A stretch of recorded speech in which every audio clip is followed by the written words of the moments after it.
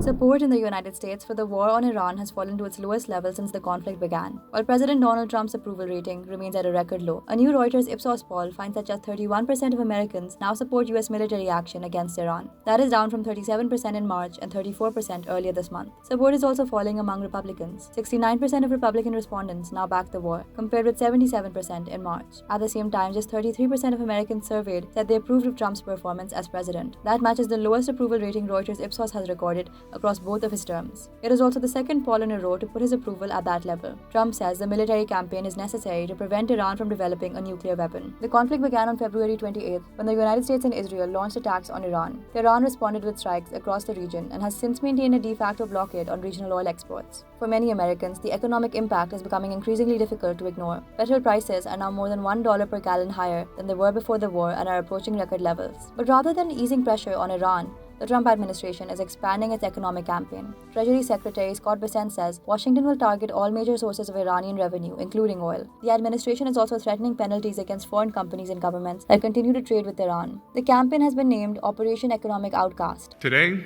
at President Trump's direction, the United States Treasury has begun Operation Economic Outcast, an unprecedented campaign against the Islamic Republic of Iran and its enablers.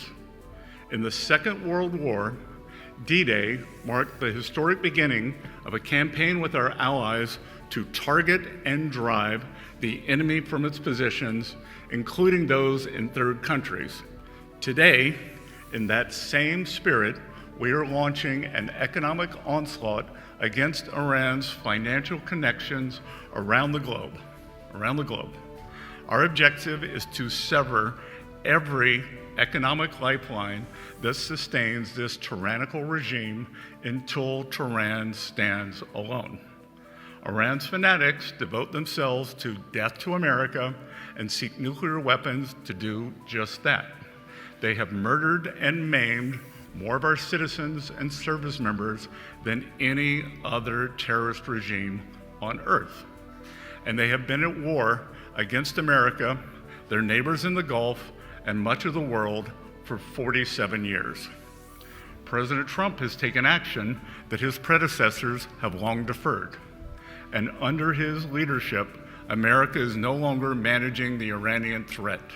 We are ending it. The poll also suggests Americans are preparing for a prolonged conflict. 83% of respondents said they expect the war to continue for some time. That is up from 80% earlier this month. A lengthy and increasingly expensive war could become a major political problem for Trump. He campaigned in 2024 on promises to lower inflation and follow an America First policy that would avoid foreign military entanglements. Nothing will stop me from keeping my word to you, the people. We will make America safe, strong, prosperous, powerful, and free again.